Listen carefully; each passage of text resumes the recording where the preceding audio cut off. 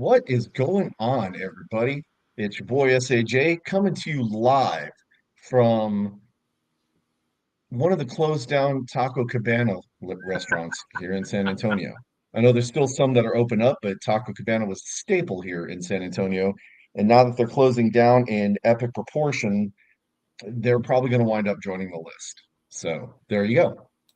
What is up, everyone? I am BD, and today I'm going to come at you Radio Cafe Studios, uh, this little Mexican restaurant that I'd been going to for years and years since I was a kid. And actually, I just drove by it a couple weeks ago and noticed that it's a new restaurant now. So I have no idea when Patio Cafe closed, but yeah, it was kind of sad to see that one go. Yeah, I went there once the entire time that I've lived here, and it was honestly, I don't remember because it was senior skip out day, and I may or may not have been a little bit intoxicated that day, and I think I passed out in the truck while everybody went inside and ate.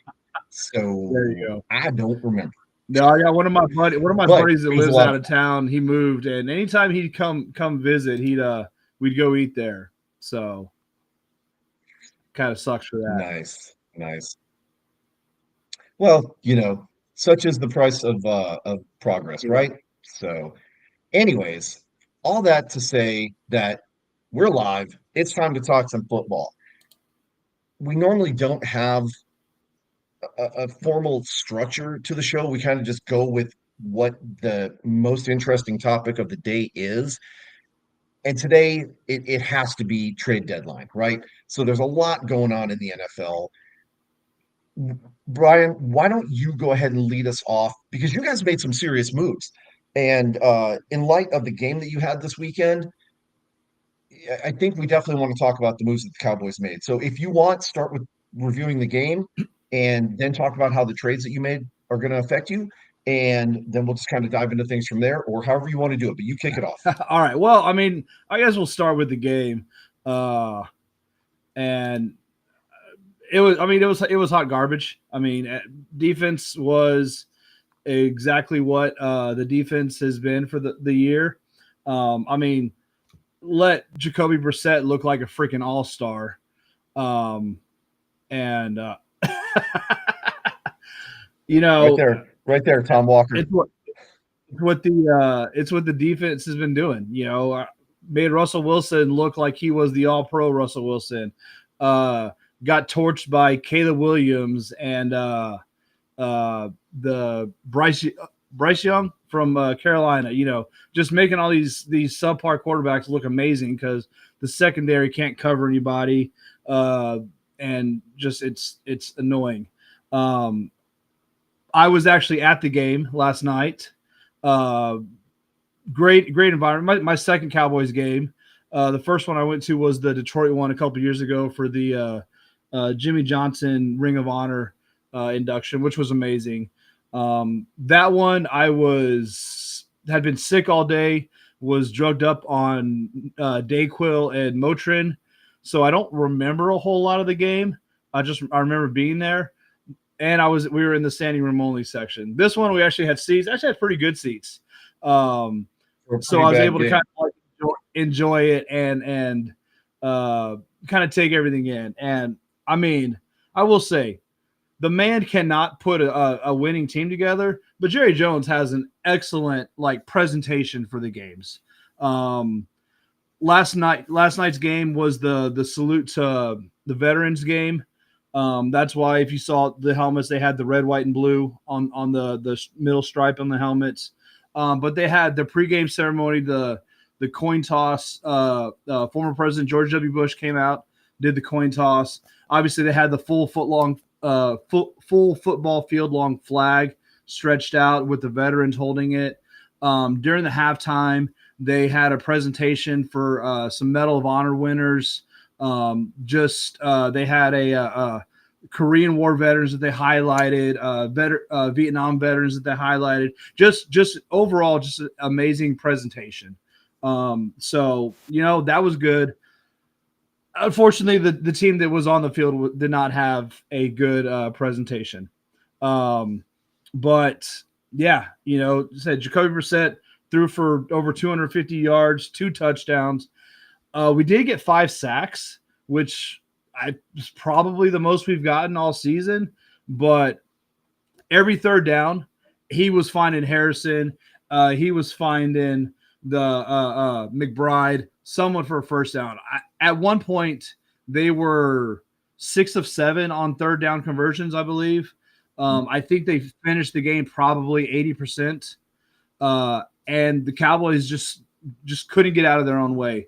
Had a decent first drive, looked great, went all the way down to the 2, and then just kind of stalled. And then, instead of kicking a field goal, just putting points on the board, they decide, hey, let's go for it. And Dak makes a terrible read, throws the ball incomplete, turnover on downs. And then, we have another good drive. Ferguson fumbles the ball. And Ferguson, he had probably 2 or 3 drops. I think there was probably 5 or 6 drops in the game by players. Just all around the look of an undisciplined team. False starts on offense in your home stadium is ridiculous. Fumbles. Williams had the fumble late in the fourth quarter or third quarter, fourth quarter. Pickens had a fumble in the fourth quarter on one of our last drives. Luckily, it got recovered, but just all around, just undisciplined play. And, we've said that before. It starts from the coaching staff. And this is it's a trend. I mean, we saw it under, McDouble when he was coaching. And now it's carried on to Schottenheimer. Just, I don't know what they do in practice, but obviously they don't focus on hey, make sure you're staying set, make sure you're holding on the ball, make sure you're not making stupid penalties. So it's, yeah. I mean, Yeah, it was rough to watch, unfortunately. And maybe it was partly me that you can blame for that, but it was painful to watch to see. no, who I'm going to blame is I'm going to blame our buddy the Riot, because as I was driving up there yesterday, I called him for a work related thing, and he was like, "Oh, you guys are playing the Cardinals, you'll win." I was Yeah, like, "You bastard! It's yep. his fault."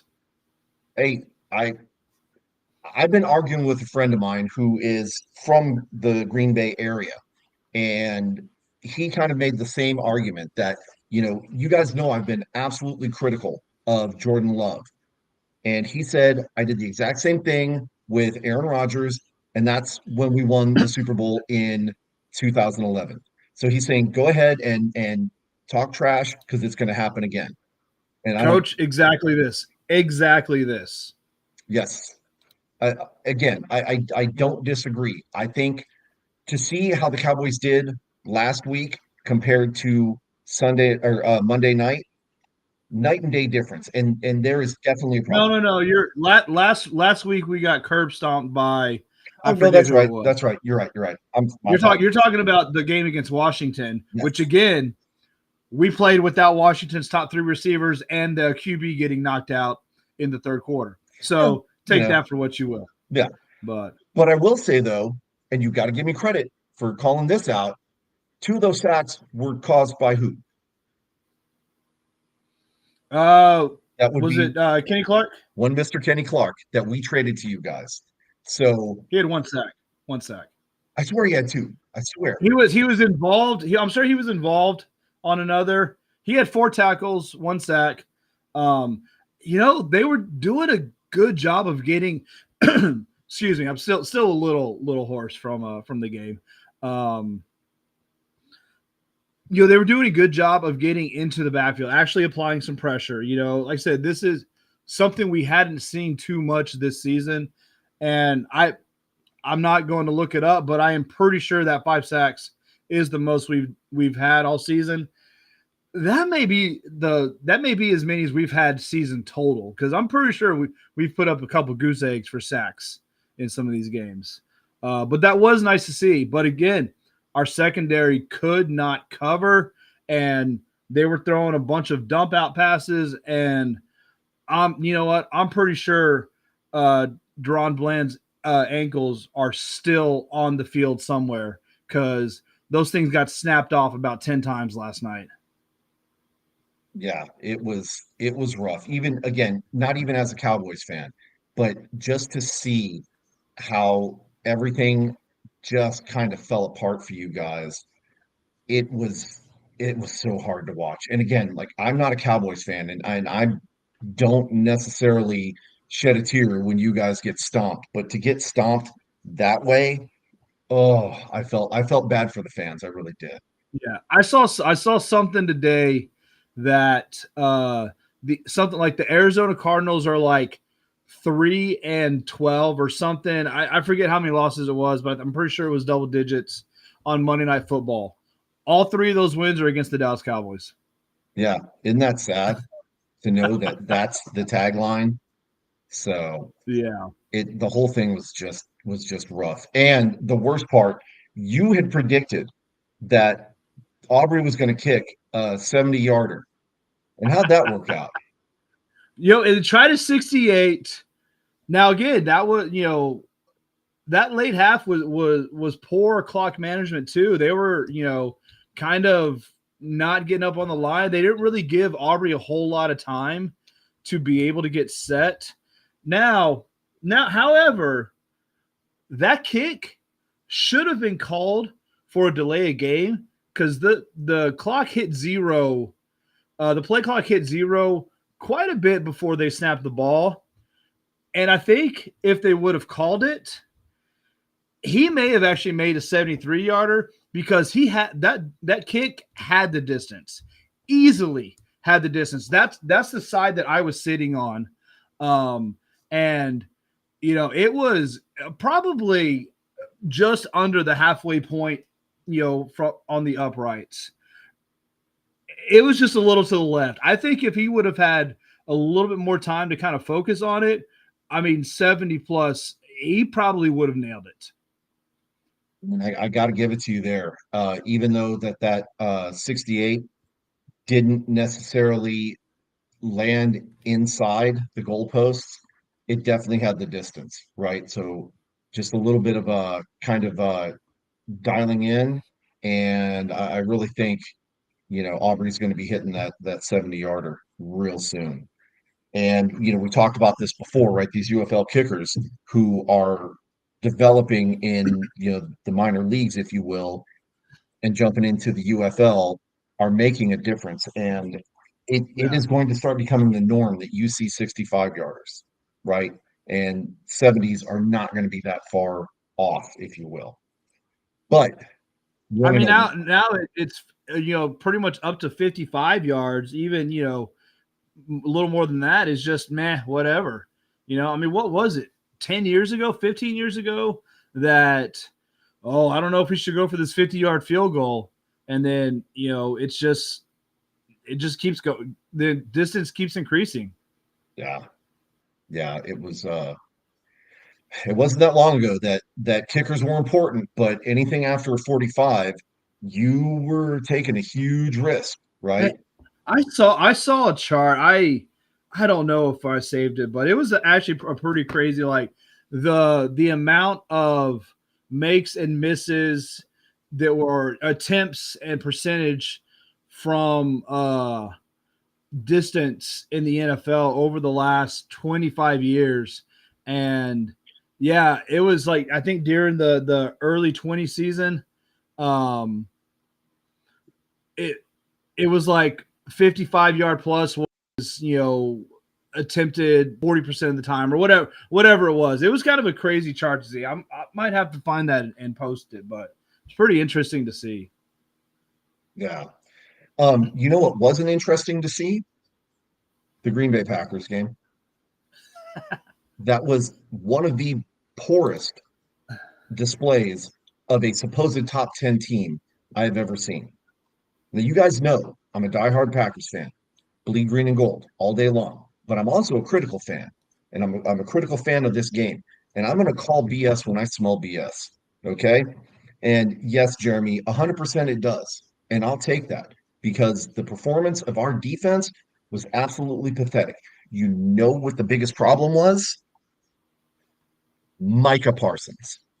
Yes, 100%. Coach, I want you to jump in here and help me out, right? But here's the deal. The same defensive scheme, Absolutely not. Worst uniforms I've ever seen in my life. Green Bay's? No, This the is ones Green Bay classic. wore last week. Well, that was horrible. That was The horrible. ugly, the But ugly ass blue with the even worse fake leather helmet. Terrible, well, terrible. it looked it looked even worse on Romeo Dobbs with the extra big head. Pathetic. Okay. But I will say, as ugly as those uniforms may be, it is a nice homage to the history of Green Bay because they originally started out as the Acme Packers, right? It was the Acme Meat Packing Company that sponsored the team and created the beginnings of what we know as the NFL now. So it was nice for that throwback. Although uniforms were actually a little bit different back then. But yes, it's an ugly, horrible combination. That blue and that brown just look horrible. Right here, right? Boom. Coach has got it right. The same defensive scheme, or I'm sorry, the same offensive scheme that we used against you to knock you guys out of the playoffs last year is what Carolina used against us and allowed, of all people, folks, of all people, Uncle Rico, I'm gonna throw it over the mountains over there. Uncle Rico, 25 attempts for 130 yards.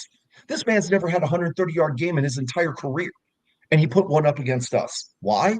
Because he ran at Parsons, and Parsons cannot stop the run. And we gave up our run stop defense by giving you Kenny Clark. Okay, You keep saying that, but we ain't stopped the run with him. So I don't know where you're getting that from. Maybe just uh, everyone else is hot garbage around him, but which I mean, yeah, they you are. But you did a pretty good job stuffing the run up the middle this last game. I'm just saying, right? I don't. You know what? When they needed a big run, they got a big run. So That's true. Um, what's up, Brahma Babe? Good to see you. And yes, Sabrina and I are making plans to. Oh my gosh, that is one of the rudest things I've ever seen, right? And I'll have you know that this is where quarterbacks establish their legacy at. Brett Favre, Aaron Rodgers. Well, then there's Jordan Love, but we're not going to talk about him. Okay. Right here. Boom. Right? Big waste of 40 million. That money that we spent on Micah Parsons, and now keep in mind, I keep throwing shade at Micah Parsons. I need to clarify what I'm saying. Micah Parsons in the right defensive scheme would be an absolute phenomenal asset, but he needs somebody to back him up. He cannot be the only edge rusher, right?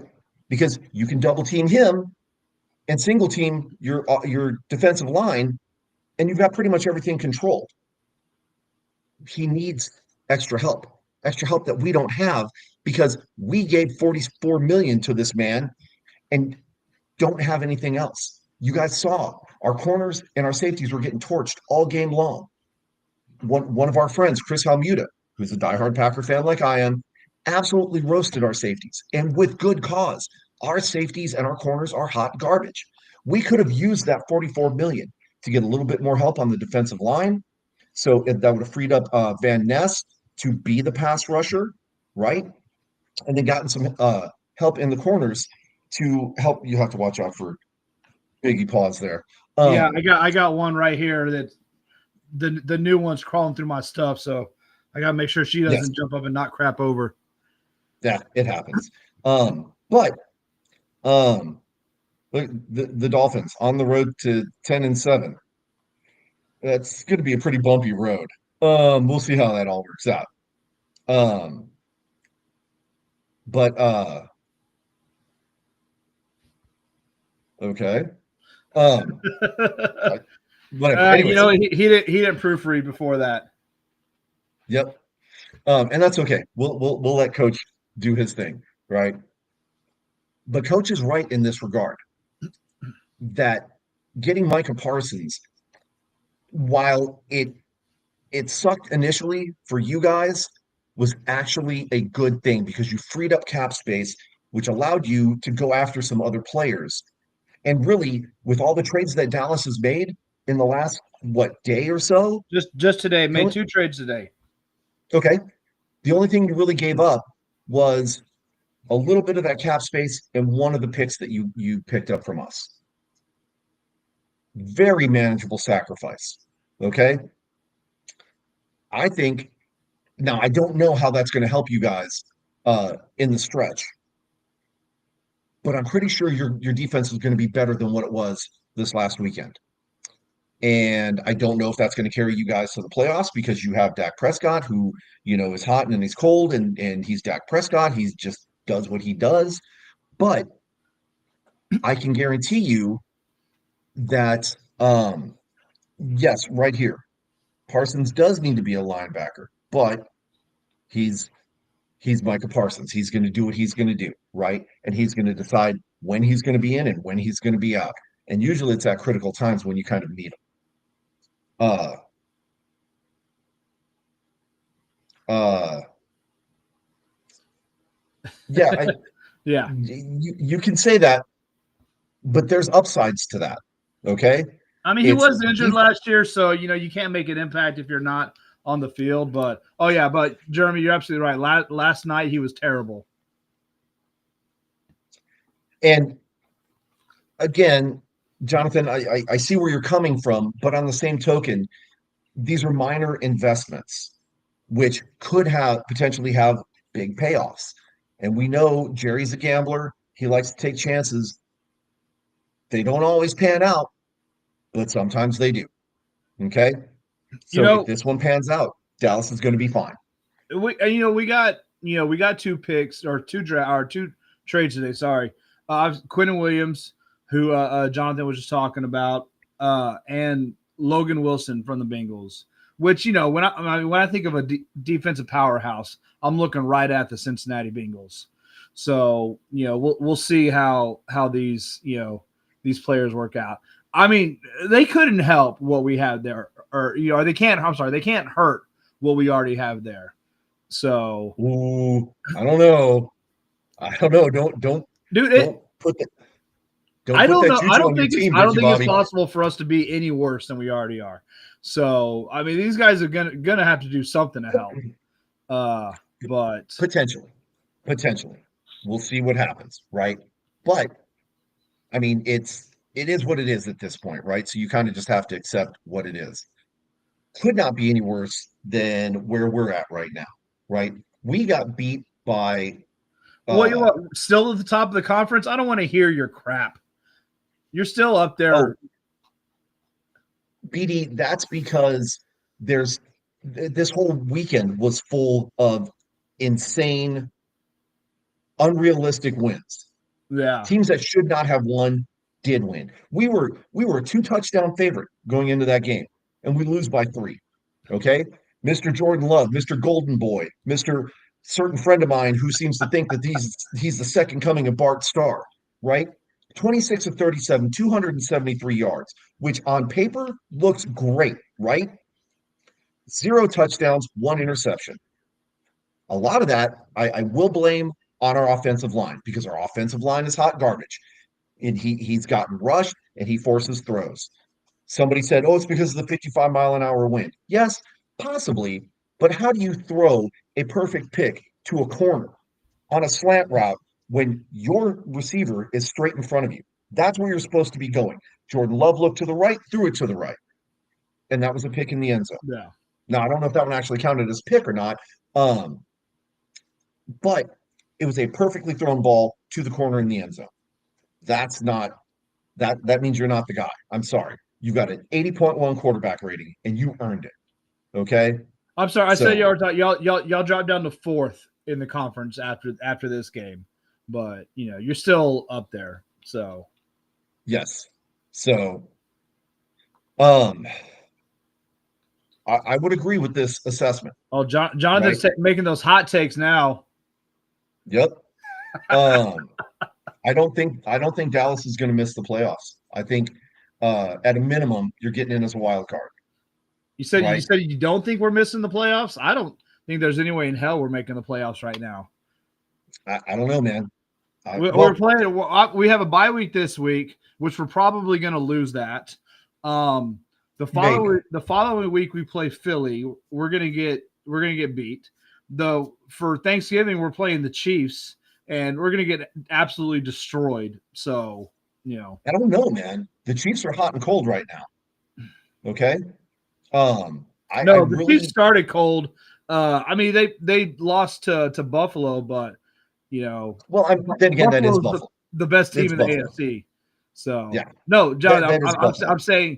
I'm saying it was a hot take because it's absolutely like gonna happen. The Lions are gonna win. Green Bay's gonna make it. Dallas isn't making the playoffs. So Well, I mean, we'll have to wait and see. Again, I've been wrong on speculations this season. Okay. I picked uh uh Miami. There you go. I picked Miami to be the dark horse, and they have not done well. Um Robert, you're taking the North to the dumpster fire that it is. That's about all you're going to do. You guys are not going to make the playoffs. Rankin, You're you shouldn't be drinking that this heavily at 8:30 on a Tuesday night, man. That's not healthy. it's not, right? And especially for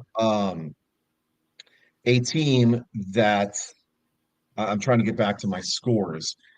Where the hell are my scores? Um, A team that's one game better than the Cowboys. That's how bad y'all are. One game better than the Cowboys. okay, and there's my guy. Are you going to tell me that uh Parsons is on the same level as Reggie White? Reggie White was an absolute steal and an absolute phenomenal pick. Micah Parsons, as you're seeing, not so much. Reggie could at least help with the run stop defense. Where's Parsons at? Okay, show me that part. Okay, so I'm just saying, you know, uh, and for those wonderful Vikings, um, you guys did beat the Lions, but you're at 4-4. Okay, um, and you haven't quite proven everything yet. Okay. So, um, anyways, a lot of weird upside down games this week. Obviously, Packers lost to the Panthers. That Vikings Lions game was kind of weird to watch. The Bears, of all teams, the Bears put up 47 points, right? Now, again, it's against the Bengals, right? Um, but still upside down. But Um, did you see the last their go ahead like last second touchdown score? no, I It I was try not to watch those divisional games because well, they they I saw the highlight. Uh, it was I believe it's like a 72-yard touchdown throw, the last play of the game. Uh, just just to win it. It was kind of like you remember that playoff game? It was the Vikings and Saints where they had to get into field goal range, and then the Vikings ended up scoring the touchdown to end the game. was that the Bounty Gate game? No. This Okay. was after that. But it was kind of like that kind of ending. They were just looking to get into field goal range. The receiver broke free and was like, "Screw it, I'm just going to score and end the game here." Yeah. Again, just some weird, odd games all weekend. Just crazy stuff, right? Um, and again, the Dolphins are I don't think they've turned that corner and they're starting their march to the 10-7 season. I think it's going to be at best 7-10, but we'll see what happens. I mean, 7-10 Trade would be talk a time. good. Yeah, right here. What is this guy saying? Okay. Now, I will agree with some of those statements, but I don't think the division is yours. Now, you did get JJ McCarthy back, and so that's going to be something that's going to be extremely important for your offense. I don't think it's going to make that much of a difference, though. We've seen him play. Anyways, it's time to start Just talking about trades. real quick to answer Jonathan's question. Yes, they are. I have a team that's no longer around, and a team that should probably no longer be around either. But the USFL had the mini helmets. The XFL side uh, never offered them. So Sorry, I'm responding to some people on Instagram right now. So somebody brought up a good question over there. Kyler Murray, right? Little baby Kyler Murray. Um, where does he wind up next year? That's something that we should probably start thinking about. Does he re-sign with Arizona? Do they get him, some more help, a couple more weapons, or does he take his show on the road? Looks like Gambler's coverage is suggesting possibly the Raiders for Kyler Murray. That could be an interesting fit, especially if they get some pretty solid offensive weapons. right now the quarterback's Geno Smith. You I mean, know, you can't go much worse. So, um, but anyways, okay. Parsons obviously to Green Bay. We talked about that earlier. Um, the Colts picked up Sauce Gardner, which that I was think, a big pickup. yep, that was probably one of the biggest picks in the draft or in the trade deadline here Yeah, that I can think of. Right? They did give up two first round picks and a wide receiver for Gardner, but I think he's going to be the weapons that they need. Oh, I'm gonna throat punch you. That's just mean and hurtful. But I can probably get you a mini helmet for really cheap. Um, so anyways, um, let's see. I tell you Who? who was making deals, and I don't know who all they picked up off the top of my head, but the Eagles they've made probably 3 or 4 trades this last week. They've been super active, which was kind of disappointing. Just seeing hey, Eagles make this trade, Eagles make this trade, and Cowboys. I'm just sitting here like, what the hell? We need all the help, and Jerry was just sitting doing nothing, and then we get 2 meh trades today. So Yeah. Um, so we're talking about, the potential winners here, right? Um, the NFL.com is saying that the the Philly Eagles, or yeah, the Philly Eagles fans are winners because they got some pretty good picks. One of which Jair Alexander, former Packer, uh, kind of surprised that when he left, he hasn't made as much of a difference on other rosters. So hopefully he'll make a difference over in Philly. Um, but the Phillies fans have something to be excited about because they've got some pretty good picks in all of this. Um, the Steelers made some moves also. It's going to be important for them in the stretch.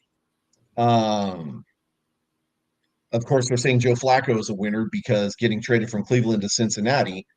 Um, well, yeah, that, but that that was a few weeks ago. So yeah. Um, but then now they're talking about the losers, right?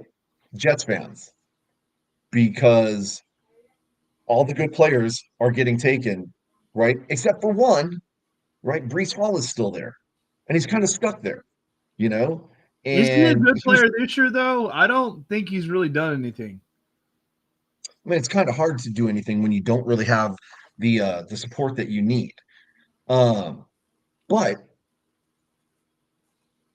whatever other offensive weapons that were there are kind of gone now. And he's on the back end of an expiring contract because the Jets have not renewed with him. And he said that he's wanted to stay there.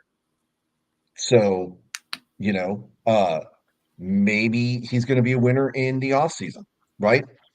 Um, and uh,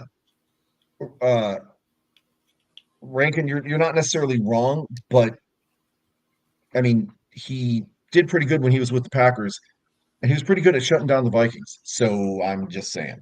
right? Um, Now they're saying incomplete Jerry Jones on the Dallas Cowboys, right? Because you've made some moves. Some of them are potentially a little risky, right? The Jets, they're saying that they're incomplete, but no, the Jets have lost. They made some trades. Yeah. Now, they could potentially be stacked up for this next year. I will tell you that, right? They've made what could be some intelligent investments for the future, but this season obviously is just tanked. And so I And I get think it, they know right? that, which is exactly why they, you know, uh, they set themselves up with picks and stuff like that for the future. But of course, it's the Jets. They're going to screw it up because they're the Jets. Oh yeah, I mean that's true also. Anyways, so looking forward to this next week. Let's see some interesting games that we have. Not the Thursday night game. Um, the Most of them are pretty upside down. Baltimore, Minnesota, 3-5 team versus a 4-4 team. That could potentially be a good game. And I don't know if Lamar Jackson is back in action or not yet. Um, He played. No, he so played last week. okay, he is back. Okay. I'm pretty. Yeah. Uh, Yeah. so that could lead to be Speaking of a coming pretty back and playing when you probably shouldn't have been. Did you see Jaden Daniels' injury, his arm injury? that was probably one of the most horrific injuries I've seen. They showed it one time on TV, and when they realized how bad it was, they never showed it again. Yep, dude, that Which, was. I mean, that was yes, like kind of Scadaboo's ankle from the week before. Just like your arm's not supposed to do that, and there no, is no way he should have been in that game at that point. I mean, his yep, first game back from whatever concussion or whatever injury he had against us, you're getting blown out. You got to rest. I mean, this is the same thing like with RG3. Freaking Washington brings a guy back way too early, and then he hurt his knee and he was done for his career. That was it. But yeah, hopefully, I mean, I like Jaden Daniels, even though I hate the jersey that he's wearing, but he seems like a good dude. So hopefully, whatever's going on with him, he can heal up and get back out. well, and the last I heard as far as the diagnoses was dislocated elbow, and it's on oh, that's brutal. That's bad. And yes, Brahma Babe, that field is I mean, crowded. did you see that the list of injuries that have happened on that field, on that side of the field is insane. It's a good thing they're getting a new stadium because that one just needs to get torn down and just everything in it, burn it. Don't take anything to the new stadium. You don't want any of that field juju going into their new place. Yes. Um, it's uh it's just bad, right? The whole thing is just bad. Um, and Mike, I understand what you're saying, but the problem is he was in the middle of falling. It's a natural reaction to put your Yeah. arm out to kind of brace yourself. The problem is his hand should not have stuck to the ground like it did. And that's why he's in the situation he is. The nice thing about that, though, is it is on his non-throwing arm. Okay. So it should not hopefully affect his career too terribly much. Hopefully, he doesn't have to run and put the ball in that left arm because that may not work so well. Um, It's but depending on just how a bad, little dangler. just a little dangler, right? You just put Depending a on how cast on bad, that one just so you can smack a lineman that's running up to him. there you go. Yeah, depending on how bad the injuries are to the tendons and stuff like that in the arm, may kind of hold him back for quite a while. But again, thankfully it's not on the throwing arm. Now, and this is bad but true. Choctaw is nicer. Well, it's cockjaw. It's It's cockjaw, cocktail. Come on right? now. Well, I It's don't know cock. why. I don't know why you're calling it by the wrong name, Mike. That's just ridiculous. Everybody knows this Cockjaw Stadium. Right. Okay. So Some interesting games coming up this weekend. A lot of lopsided games though, so I don't expect to see the parity that we saw this week. Okay. I'll be honest. There's only It's like three interesting games that I'm really going to pay attention to this weekend. That's Rams mhm. 49ers, uh, Steelers Chargers, and then Eagles Packers. Only I still and Steelers Chargers is still kind of mad for me. So really, Rams and 49ers and Eagles Packers are really the only games I'm really interested in watching. I still say you've got to make some space for that Ravens Vikings game because that could potentially be a really good game. Yeah, So, I don't care. I don't anyways, care. Both those teams suck. fair enough. Um, we need to switch over to college and talk about that real quick. Okay. So obviously the top 25 came out for the play or the college bowl rankings and stuff. Some names that you expected to be there, right? Ohio State's at number one, Indiana's at number two, kind of a little bit of a surprise there. A&M's at three, Yep. right? Not necessarily a surprise, but a little bit higher than what I thought they would go. So, so I mean far, good that's job where for the they're ranked. Aggies. They're undefeated. They're Ohio, Indiana, and A&M are the only undefeated teams. So Mhm. Um, Alabama's at four, Georgia's at five, rounds out the top five. Um, Tech Tech is at nine, which is insane, right? Tech, I thought they had closed their program last year, and thanks to the benevolent benefactor that decided to put some money in the till and allow Texas Tech to go out and buy a team, now they're at nine. Okay. Uh, Texas is still in the top 15. They're at 13. Vandy is rounding out the top 15. So some so in the surprises, playoff some not so rankings, much. Texas is 11. So right now, if the playoffs Oh, started, really? yeah, Texas would be in the playoffs because it's the top 12. So yeah, Okay. Texas is 11, Oklahoma's 12, and that's the end of the playoff rankings. Okay. And Well, you've there got you go. Utah, Virginia, Louisville on the outside right now. Okay. Um, all that to say, the Texas Vanderbilt game was actually a pretty good game. A lot of offense, a lot going on with that game. Defense, not so much, right? Maybe they didn't plan on it being a shootout like it was. Uh, Texas wound up winning 34-31, but it was a good close game. So lots of action. But it definitely was lopsided to start the game out, and it was lopsided to finish the game. Vanderbilt made a pretty hard charge, 21 unanswered points in the fourth quarter to bring it within three. Just wasn't enough juice in the tank there to get it done. Now, uh, Tech played Kansas State 43-10. That wasn't even remotely close. Not even really worth looking at too much. How did your Aggies do? We were on a bye week, or I'm sorry. As college football calls it, idle. I don't know why does college football do that? They got to take terms that we all know and just no, we're going to be different. It's not a bye week. It's idle. It's not the 2-minute warning. It's the 2-minute timeout. Shut up. Just call it what everybody else has always called it. Stupid ass college. It's college, man. They've got to be different, They got to be special. We got to have our own thing. We can't do what every other freaking football league is calling it. We got to call it our own thing. Yeah, Ridiculous.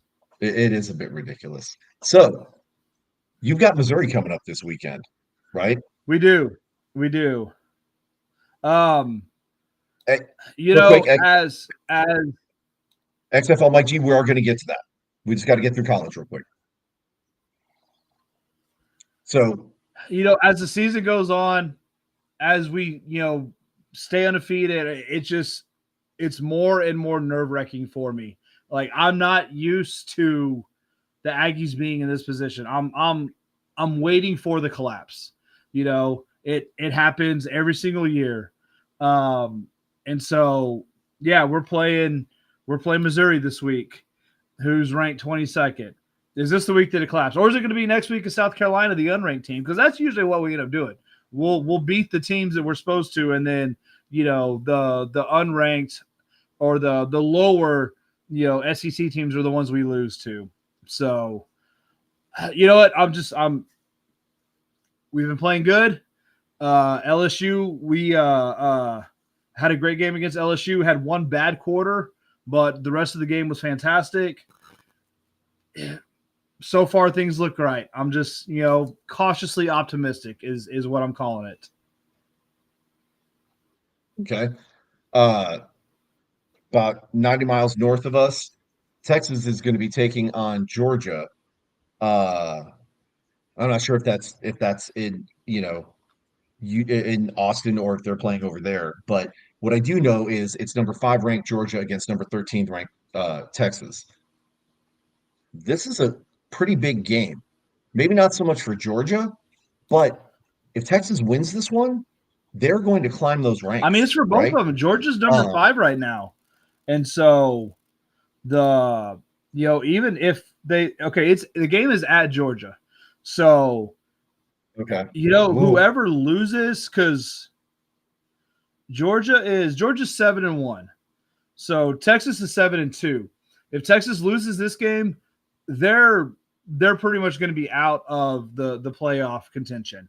If Georgia loses this game, they'll get knocked down towards the back end, and probably one loss away from being out of it as well. So this is actually a pretty big game for both teams. I'm yeah. trying to see So who this is going to Georgia be has one of those. left. They have Texas, and then they have no. I'm sorry, they have Texas in 2 weeks. They have Mississippi State this weekend. Texas is Oh, Texas is, I'm sorry. is next week. So Right. I looked at I totally missed the date. yeah, So yeah, it's in 2 weeks. So UT is going to have a chance to kind of rest and I recuperate think from that Vandy I think game. you were looking at Texas's schedule, and they're off this week as well. So looking at the next They're game is idle. against Georgia. They're No, idle. they have a Is bye that what week. you're trying They to have a bye week. tell me? Okay. Uh, so speaking of crazy things in college, right? You had to have seen that UTSA game, or at least seen some updates from it, I actually did right? not. Um, I did not watch a whole lot of football this weekend. I was kind of following some stuff. College, I watched zero college all weekend. So, Okay. The thorn in UTSA's side that is Tulane oh, you know got what? beat Yes, no, by I saw UTSA. because they played Thursday night, right? That that was a Yes, yes, Thursday yes. night I game. did see that. I'm sorry. I saw the final Yep. score. I didn't watch any of the game though. Mhm. I watched as much as I could with everything going on with, our show that we did on Thursday and all that other stuff. But um UTSA was in command that entire game, which is really odd because they didn't even show up the prior week when they got stomped by North Texas, right? This team is all over the place. And Jeff Traylor was actually interviewed and made a very powerful statement that is 100% true. UTSA needs help.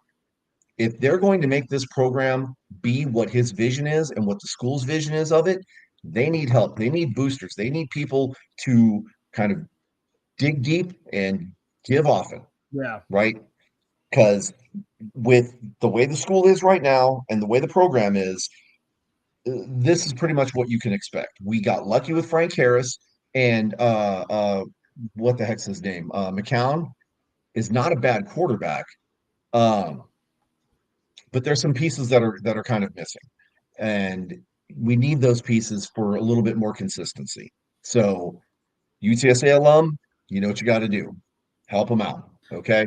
and I think I Let's think go a we little bit. talked about that. I don't know if it was last week or the week before, but you know, if UTSA cannot compete with these other UIL deals that these other players are getting, that the top tier players are getting, you're not only going to miss out on the players to make a successful program, you're going to end up losing a coach because Traylor is not going to stay if he cannot do what he wants, what he needs to with the team. He is a a top coaching talent, and if he does not get the help from players that he's able to because of UIL, I mean, as much as I hate to say it, that's what college football has turned into, but he's gonna end up leaving UTSA for one of the top tier programs. So it sucks. I hate it Yeah. for the school, but that is the nature of college sports, college football today. So Yep. And I understand, he's made a lot of commitments to the city and to the university and stuff like that. The truth be told, coaches want to win and money is the ultimate motivator, yeah, right? So if he can't get the wins here, he'll go where he can, right?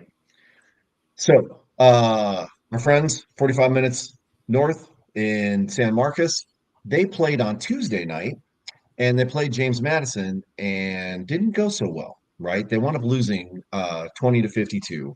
James Madison was in control that whole entire game. And Texas State is kind of suffering the same lackadaisical performance that UTSA is kind of going through right now. They've been all over the board. Uh, Kick it over real quick to UIW. UIW kind of is in the same boat, man. They're just, struggle bus here, right? So they played Lamar what on the first, which would have been Saturday. Saturday. They actually won 24-17. The week prior, right? We talked about it a little bit, but they played UT Rio Grande Valley. Brand new program, right? Rio Grande Valley won 56-28. Like it wasn't even close. And so their program, I know they're going through some struggles also. So they're going to need some help as well. So hopefully they can get that fixed. So, okay, that's pretty much what's going on with college. We've got some big games that are going to be going on this weekend and next weekend. You're going to want to watch that because those are going to have big implications on that playoff scenario. Now, let's kick it over real quick to the question that was asked by Mike G. And that is, what are our thoughts about the eight GMs being terminated? B, take it away. You know, it's I'm interested to see kind of what they do with it. I'm not I'm We'll see. Obviously they're kind of going to do more of a, I guess, regional GM kind of for. I think what they said they're going to have possibly have four GMs or four regional talent scouts. I guess they're going to have the coaches kind of maybe assume more of a GM role with the teams. Um, if done right, it could work. But we'll see. It sucks for obviously San Antonio. We had Mark Lillibridge, good friend of the Horns Forward podcast. Great guy. Wasn't really sure where he was going to end up with the team. I know it's all assuming that the team moved to Orlando. I don't think it was really announced who was who. So see what happens Yeah. with him if he's going to retain one of those positions. He's a great football mind. I don't know any of the other GMs. Obviously, DJ he knew or he knows of the guy that was over in DC. Another great football mind. But hopefully these ones that are really have an eye for talent, an eye for the game, know what they're doing. They'll be able to retain a position and still basically do the job that they were doing. Just call it something else. I mean, I don't know. I have mixed feelings about it. I get the purpose of it, right? Rapoli wants more control over the operation side of things because that's where the money is being made or being lost. So I get that. But some of the GMs that he got rid of were a good talent, and there was a reason why they were where they Yeah. were. So I can't help but think how this is going to filter down to the fans, to the coaching staff, to the teams, right? I I just don't know how it's going to impact people. And there are definitely some coaches in the UFL that are going to see things like that and are going to start being worried about how this is going to affect them in their jobs. One of which is Coach Party, right? We don't know, again, what really most of the staff looks like, except for the established teams. And even then, right? Bob Stoops may not be coming back next year. We just don't Yeah. know. I mean, it is big game Bob. Chances are he's going to luck out and he's going to get selected over, any of the other coaches, right? But there's a lot of unknown, which is causing a lot of speculation, and it almost seems like it's more Rapoli doing what he wants. Now, I'm not a conspiracy theorist. I've said this a million times, but something about the way this is being done is giving me a very uneasy feeling. Yeah. No, for sure. Maybe it's just me, right?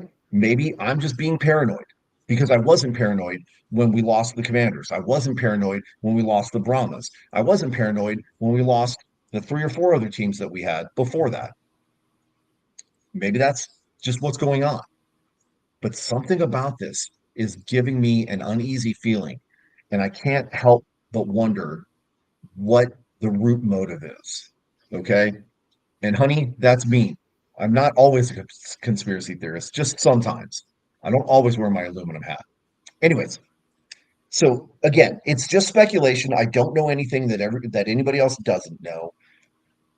Something's not sitting right with me here, man. And the firing of the eight GMs just plays right into that, right? So if there's other fans out there like me that have those same feelings are seeing this, this could very well be making them think, oh crap, Yeah. what's going on, right? And so that may cause them to pull back and cause even more financial hardships. We just got to wait and see. I will say that, Rapoli has lived up to some of his promises and he's gotten some people out in the community to start doing things and stuff already. However, if you look at the Aviators team, a lot of the Aviators potential fans have been commenting on the fact that they had some guy sitting at a booth who nobody knew, no connection to whatsoever. Well, And they but were you know what? saying it's kind of a They sad. haven't announced the teams. They haven't announced the coaching staff for it. Like, I Mhm. mean, that was. I'm assuming that was basically their James Carr sitting in that booth. You know, so if Maybe. it, Well, there can only be one. yeah, their I'm sorry, their version, their wannabe James Carr. Their Timu Yeah, version. but I fans are always going to whine and complain about something. Um, You're not wrong. and You're not wrong. oh no, we don't have a player here. We don't even know who the hell your players are. We don't know who your coach is yet. So they're True. getting out into the community and they're at least making the name known that there's a team that's there. So what? Be happy you Yeah, have something because some of us don't. true. Right. Although that's not necessarily true now, is it, BD? Because we do have something, and we have something brewing in the background that we've been hinting to for a little while, and that's the San Antonio Toros with the Continental Football League, right? This is important. I'm not saying that this is going to be necessarily a direct replacement. I don't think it's fair to compare the UFL that has been established now for several years to the COFL, who is kind of trying to do something a little bit different, Yeah, right? And that's with the fan ownership and the ownership groups and regional structuring and all that stuff. You've heard us talk about it. Hell, we've had a show dedicated just to it on Thursdays, and it looks like we're going to actually start doing a dedicated show to the COFL every Thursday or every Thursday that we can, right? Because I think there's some really good stuff that's going to be coming from this that's going to be much more attainable and accessible to the everyday fan, or I should say probably the hardcore fan or the super fan, if you will. Um, Again, I love the team ownership aspect and everything. Uh, I love that there's this rivalry brewing between San Antonio and Austin, the way it should be. And I just think that there's good stuff that's going to come from this. Now, it's something that I think that we can embrace. The league has been pretty straightforward and transparent with their business plan, something that we haven't really gotten before in the past. And not a knock to the UFL or anything like that, or the XFL or the USFL. I do think the XFL is a little bit more Oh yeah, for transparent with all sure. their information and their numbers than the USFL, and I feel the UFL is modeling more of that USFL business I plan. don't, you know, You I know, feel like Rapoli has been pretty out, pretty open. You know, for like he's doing a lot of the things that the fans were complaining wasn't being done by the previous, previous ownership groups. Um, so I see, I see good things coming from it, but I would say they're more on the XFL model as far as being out in front of stuff, kind of letting letting the fans know what's going on. perhaps. I mean, I can't necessarily disagree with that to a certain extent. I just feel that the Continental Football League has been much more upfront with everything. Um, as information has come out, they've immediately put it out there. Like, for example, for the fans that maybe don't know, the San Antonio Toros now have a fan merchandise shop. They promised that it would come within a week because we talked to them last week, and it's here. And it actually came out yesterday. We were just a little bit slow to catch that for whatever reason. I didn't get any updates that that fan shop came out. Texas Syndicate has a fan shop. Ohio Valley has a fan shop. There should be more information about other teams coming soon. Their business plan, they've already pretty much talked about it, how it's going to be structured and everything, with the regional stuff. If you watched our interview with Mike Kelly, and then with our stuff last week. Uh, oh, late breaking news from Mike G. I'm looking at it right now. Uh, we were talking about this already. Um, but uh, Russ Brandon is the executive vice president of football operations. Mike Rapoli has full control of the business side. We had already kind of talked about that. Yeah, Uh, the head coaching is going to move to year round, and they were just seasonal before. Coaches will have input on the rosters, but final approval has to come from Russ Brandon. And then head coaches are expected to be announced by Thanksgiving, which hmm, I don't know about that. Russ Brandon, I mean, I know he's a football guy, but is he going to be able to, you know, evaluate talent and put the right talent on each team to make it competitive, or is he going to stack one and kind of leave some of the other ones in the dust? There's a lot of speculation there. I don't know how I feel about that.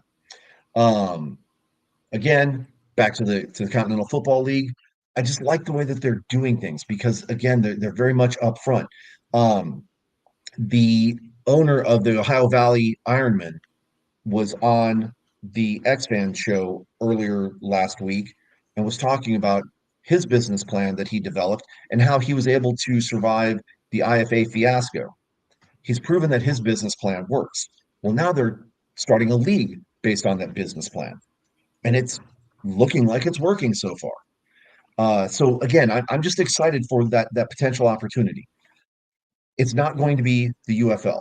It's not designed to be the UFL. They're not trying to compete with the UFL. They're trying to do their own thing. But I think this is something that could be really good for San Antonio and really good for the fans locally here between San Antonio and Austin, and potentially where the other teams are going to be, because it's going to make things a little bit even more accessible than what we had in the UFL. So, again, that being the case, I'm excited because there's going to be more news coming out, and I'm excited for the fact that we're going to have a show. In fact, we're going to have a show this Thursday with some of the players and coaches from the Texas Syndicate.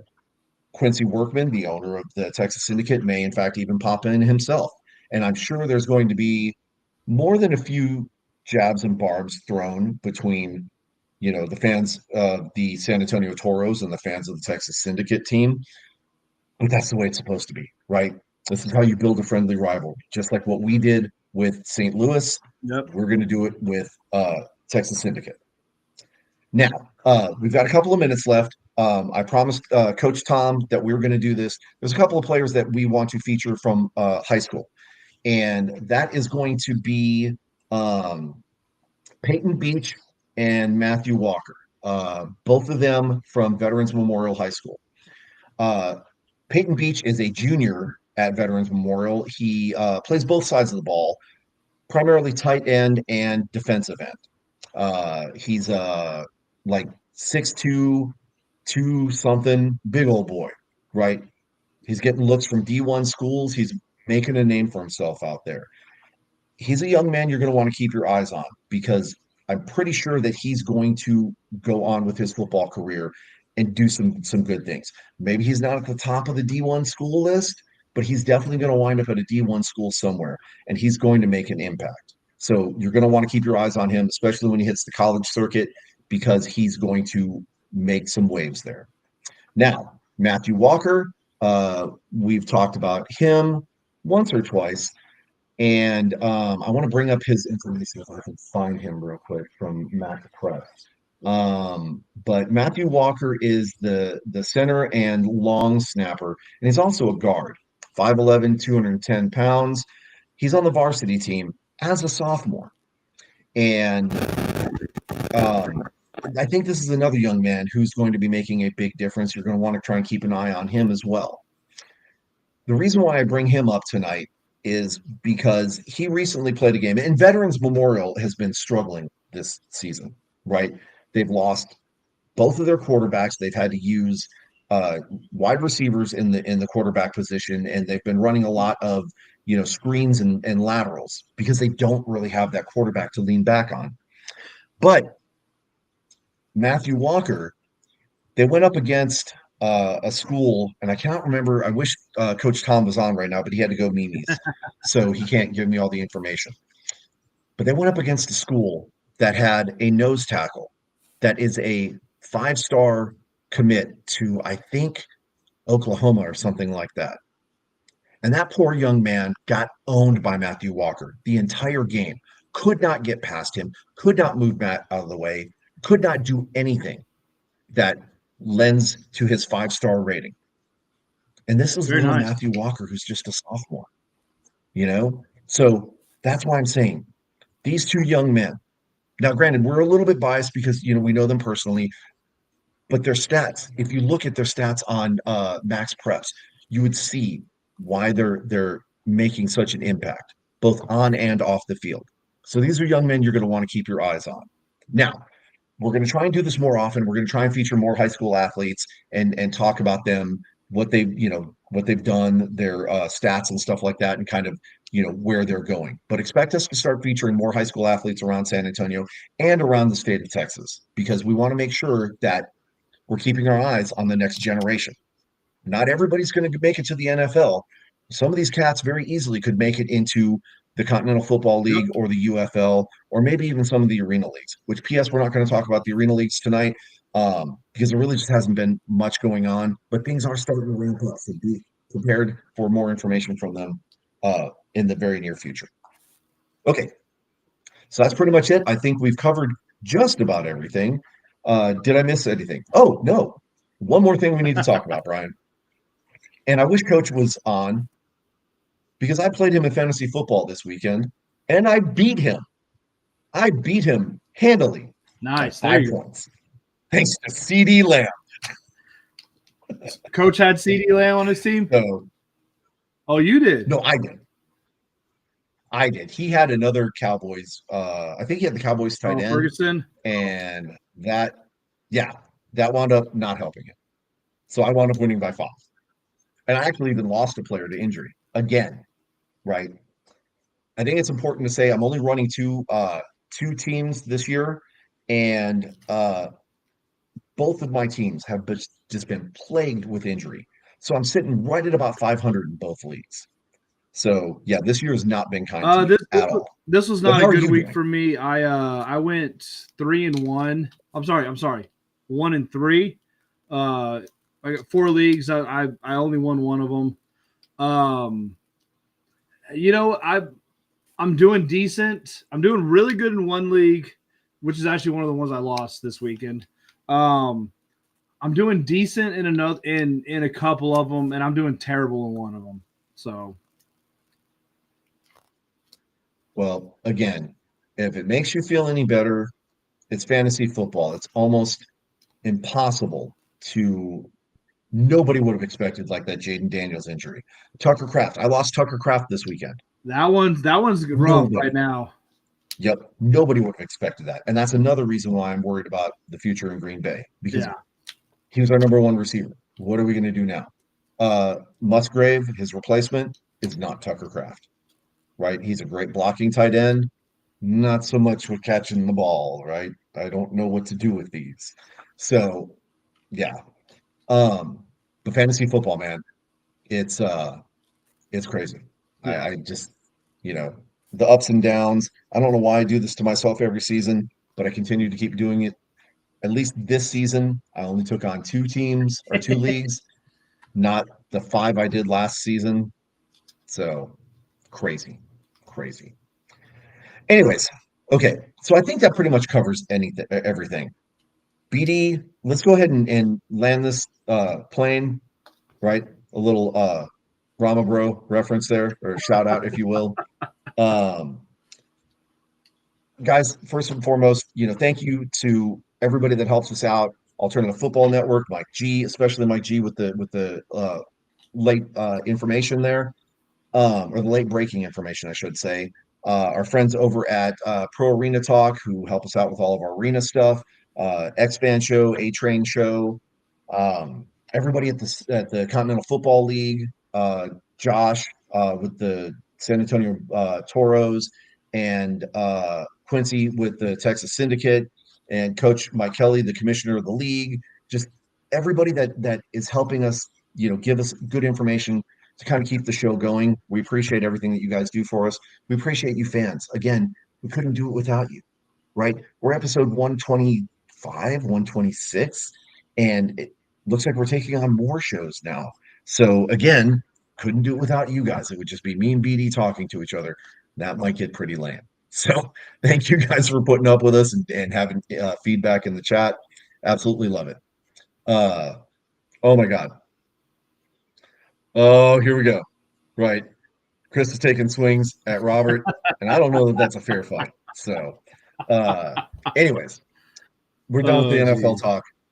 BD, you got anything? Um, yeah. I mean, I guess suck it, Missouri. Suck it, bye week. Yeah, that's it. Yeah, and I'm going to say suck it, suck it, Vikings, of course. Um, Y'all playing the Eagles. Come on now. Suck it, Eagles, of course. I've got to say Yeah, that, right? That's just a yeah. given. Um, Sit back down, Chicago. You're not going to go anywhere. Okay. Um, and hopefully UTSA does something, right? We'll see what happens. But in the meantime, we'll go ahead and wrap it up here. Expect another show from us. It's going to be Texans talking COFL. It's going to be on Thursday. And that one's going to be intermittent, right? Because as we set up interviews with players and they start establishing rosters and stuff like that, there may be some weeks where we don't really have anything necessarily to talk about, but there will always be something to bring up at least on Tuesdays. So, that being the case, ladies and gentlemen, have a great week. Have a great weekend. Be safe. Watch some football. Spend some time with family and friends. We are getting ready to come up on Thanksgiving, even though spooky season is over. We have Thanksgiving to look forward to now, right? So let's start looking forward to that and things to be thankful for. So All right. that being the case, go ahead, D. Nope. I said, all right, let's everyone thank you for watching. Y'all have a good week. Land this pig.